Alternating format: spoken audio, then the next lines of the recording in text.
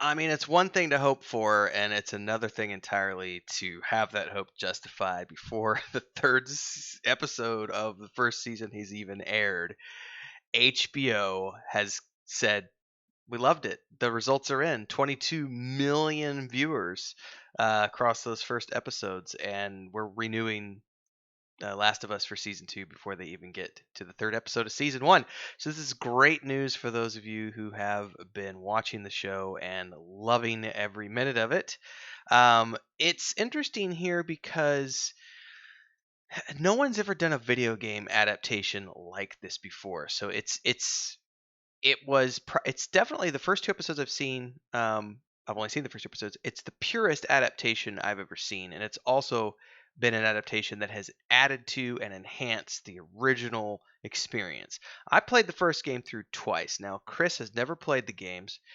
She's only familiar with The Last of Us because she saw me play portions of the first game. Because I played it, I did not play it when it came out. I played it when we went up to my brother's ranch for 5 months in 2017, and he had it on the PlayStation. He's like, "You got to play this game while you're here." And so I played it through that time. Played it again when we got back home, and Chris watched portions of it. She's like, when we watched the first episode, she's like, "Wait, isn't this based on a video game?" And I'm like, "Yeah." She's like, "This is the one where you're like running around with that kid, right? And you were picking up bandages and alcohol." And I'm like, "Yeah, that's that game. That's this show." She's like, "Oh." And she and I have had different reactions to the first couple of episodes because I came into it knowing what to expect, and she had zero knowledge of any of the things that were going to happen. And the end of episode two was quite shocking to her. I'm not going to get into spoiler territory here, but she was quite shocked at what happened. And overall, she's been enjoying it. Although she does say, "I hate zombie shows," and I was quick to point out it's not a zombie show. Technically, these are fungi enhanced creatures. It's not quite the same thing. So um, she's been enjoying it, thankfully. She actually said she wants to participate in one of my reviews. So you might see her coming up in one of the reviews for episode 3 or 4 or beyond as I continue to watch season one and expand upon it with the reviews. So yeah, to say that I'm excited about this would be an understatement. Like the fact that it already got the renewal so soon is just freaking epic. It's let's see here. Network wrote another season, blah blah blah. Not much was in doubt based on its reception. In addition to the overwhelming critical praise the show has received, I believe it has a 97% positive rating at Tomato Place. Um, it garnered the second biggest premiere audience for a new show at HBO, coming in only behind House of the Dragon's debut. And since the pilot aired, more than 22 million people have watched that first episode. Then the episode two's ratings showed off that it not only notched up 5.7 million people in its initial viewing, a million more than tuned in for the first episode's original showing, it then increased that number by 22%. Or excuse me, that 22% is the largest in its history.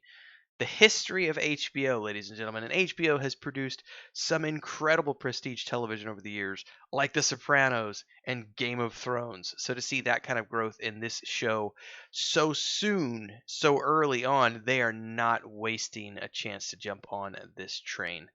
Um, Craig and Neil, alongside EP Caroline Strauss and the rest of our phenomenal cast and crew, have defined a genre with their masterful debut season of The Last of Us, says Francesca Orsi, Executive Vice President, HBO Programming. She's also head of HBO Drama Season Films, said in a press release, "After pulling off this incredible first season, I can't wait to see this team outshine themselves again with season 2. Now, the second game is a lot different than the first game, and I'm probably one of those few people out there who didn't get mired down in controversy when I played the second game because I had fun playing both sides of that equation. I didn't have the problem that some people had with playing the opposition through the second game and getting the chance to explore more than just one point of view. Second game is way darker than the first game, though, like so dark, and there's so much bad shit that happens in the second game, because the first game was lots of chaos and everything else, but it kind of had a happy ending, sort of, depending on your point of view. Whereas the second game was dark. But it's one of the things I like about the potential for the show is they can keep it in a very closed circuit, which makes it a tight adaptation as opposed to trying to string something along for 7 seasons. They can very concisely pull this off and make a really tight run of season one, a really tight season two, and then maybe on later on down the road if they decide that they're going to do a third game, they'll be ready to do a third episode or a third season. So I don't know. It's great news for me. I'm super excited. I can't even talk straight. I've like been like I literally it went and had a shower and came back and was like my hair's not even dry. It's like I gotta talk about this. So anyway, I'm excited. Hope you're excited. See you guys in the next episode when it comes out. I review everything the morning after, so I've been doing my reviews on Monday mornings early. So I'll see you in the next. Like, subscribe, hit that bell icon, support if you can. All the ways down below. See you next time.